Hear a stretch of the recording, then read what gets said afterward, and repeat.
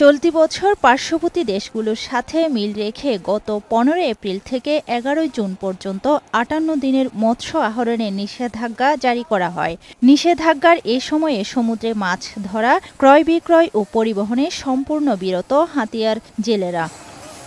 নোয়াখালীর দ্বীপ উপজেলা হাতিয়ায় ছোট বড় ৩০টি ঘাটে মাছ শিকার করে জীবিকা নির্বাহ করেন প্রায় লক্ষাধিক জেলে। উপজেলায় লক্ষাধিক জেলে থাকলেও সরকারি সহযোগিতায় প্রাপ্তির জন্য নিবন্ধিত জেলের সংখ্যা ২৬,০০০। চলতি মৌসুমের নিষেধাজ্ঞা ১৫ এপ্রিল থেকে শুরু হলেও এখনও সরকারি সহযোগিতা পায়নি বলে অভিযোগ জেলেদের। এতে নিজেদের পরিবার নিয়ে বিপাকে পড়েছেন তারা। সাগরে যাইতে পারি না, মানুষের টাকা পয়সা পাইব, দোকানদাররা পাইব, গদিয়ালারা পাইব, বিভিন্ন ধরা ব্যাগ কিছু ধরা। এখন আমরা কিভাবে চলতে পারি? আমাদের টাকা পয়সার সমস্যা, টাকা পয়সা নাই, যে ছেলে মেয়ে মা বাপ নিজেরা চলতে ফিরতে আমাদের খুব সমস্যা। ব্যবসায়ীরা তাদেরকে বাকি টাকি দিয়ে এখন আর দিতে পারতেছে না, খুব কষ্টের মধ্যে আছে।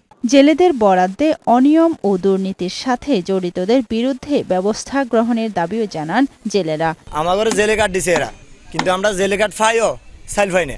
এখন আমরা কোনো অনুদান পাই না, আমরা উয়াস কাছে মানে এখন খোলাই লইয়া করতেছি। বরাদ্দের চিঠি পেয়েছেন দাবি করে উপজেলা মৎস্য কর্মকর্তা জানালেন, শিগগিরই বরাদ্দকৃত সহায়তা জেলেদের মাঝে বিতরণ করা হবে। আমরা উপজেলা প্রশাসনকে সাথে নিয়ে কাজ করছি এবং উপজেলা প্রশাসন এবং মৎস্য দপ্তর খুব শীঘ্রই এই ভিজিএফের জাল জেলেদের, সমুদ্রগামী জেলেদের মাঝে বিতরণ করবে। নিষেধাজ্ঞার শুরুতে সরকারি সহযোগিতা না পেলে কিভাবে তাদের পরিবার চলবে, এমন প্রশ্ন দ্বীপের লক্ষাধিক জেলের। আফরোজা সুলতানা, বৈশাখী সংবাদ।